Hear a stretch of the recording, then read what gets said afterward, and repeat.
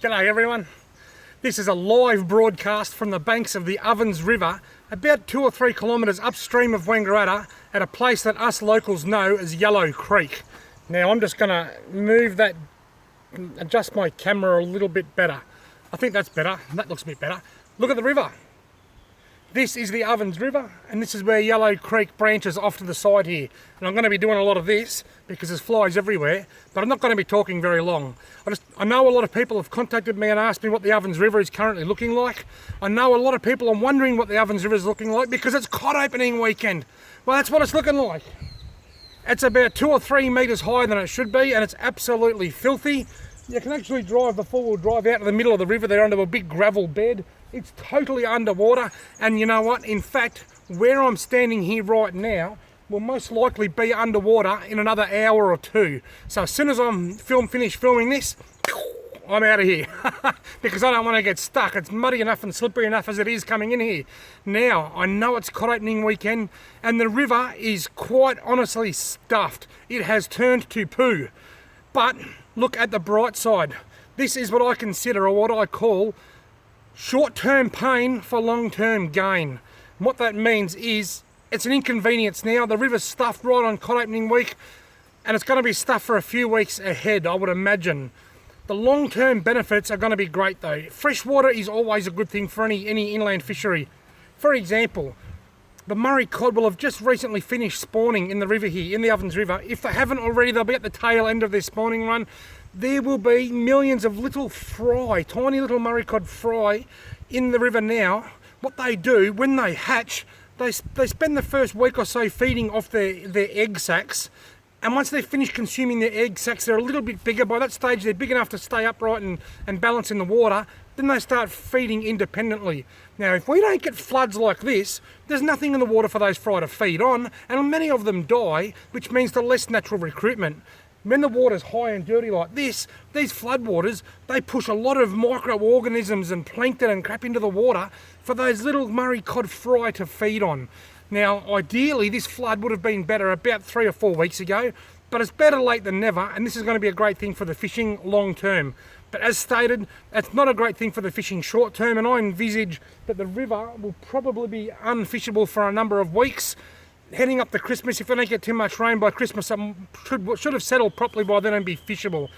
Hey, hello, hi Robbie, g'day everybody that's saying hello to me. I'm sorry if I'm not doing many questions. I don't want to be here long because the river is rising quickly and I don't want to get stuck. And I'm also not tapped into the Wi-Fi. Now, I know also that there are a number of people concerned with black water events. In recent years, we have seen a few black water events which are usually triggered by flash flooding in the warmer weather. One of the reasons for that is that warmer water usually has a lower oxygen content than cooler water. Add to that lower than normal oxygen content decaying leaf litter and plant matter, which also depletes oxygen from the water, and you have a recipe for disaster. I don't think we're going to see one this time around, particularly not here in the Ovens River, and like everybody else, I hope to God that we don't see one anywhere else. I'm not an expert in that field, so that I hope that we don't get a black water event anywhere. This is one question I will answer. How will the trout be affected in the area? G'day Matt Walsh, thanks for asking that question. Mate, I reckon now is the best time of the lot to go and chase a trout.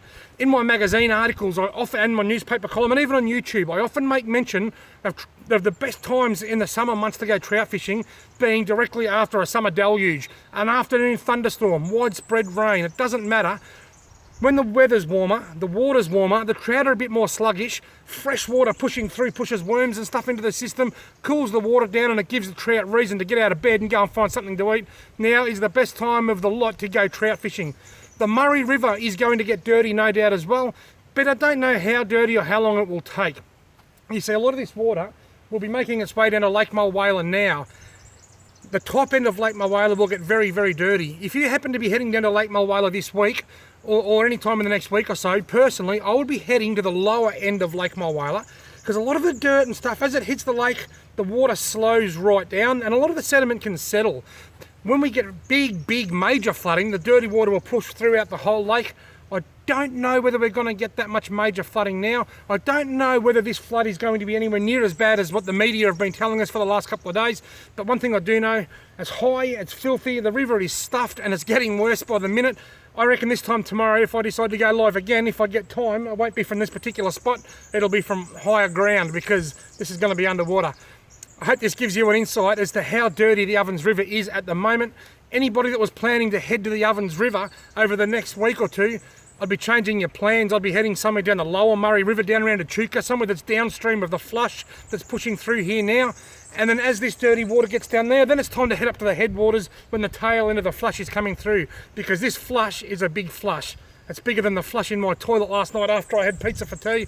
No, I didn't really. All right, folks, thank you very much for watching. Hopefully this flush isn't too bad for too long. But just remember, short-term pain for long-term gain. This is absolutely wonderful for the trout, the redfin, the Murray cod, golden perch in particular. Before I go, I always think of something else to say, don't I? Before I go, let me just say, golden perch an opportunistic spawner. Now what that means is that they won't spawn every year. Trout and Murray cod spawn every year. Trout in the autumn, cod in the spring, regardless. And the success of that spawn is dictated by the conditions such as this. If we don't get the good flood, the trout, the cod fry die. Murray cod, on the other hand, they're an opportunistic spawner. They only spawn when conditions are right, and the best conditions for golden perch to spawn are warm water floods, summer floods. Today's the second day of summer and it's flooded.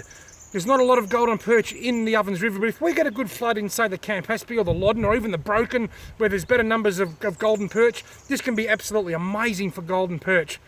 Short-term pain, long-term gain. That's what it's all about, folks. Thank you very much for watching. Now I've just got to hit the finish button. Finnish, Polish, German, Chinese. Finish. There it is. Are you sure that you want to stop streaming? Cancel. Okay. Okay. Take care now. Bye-bye then.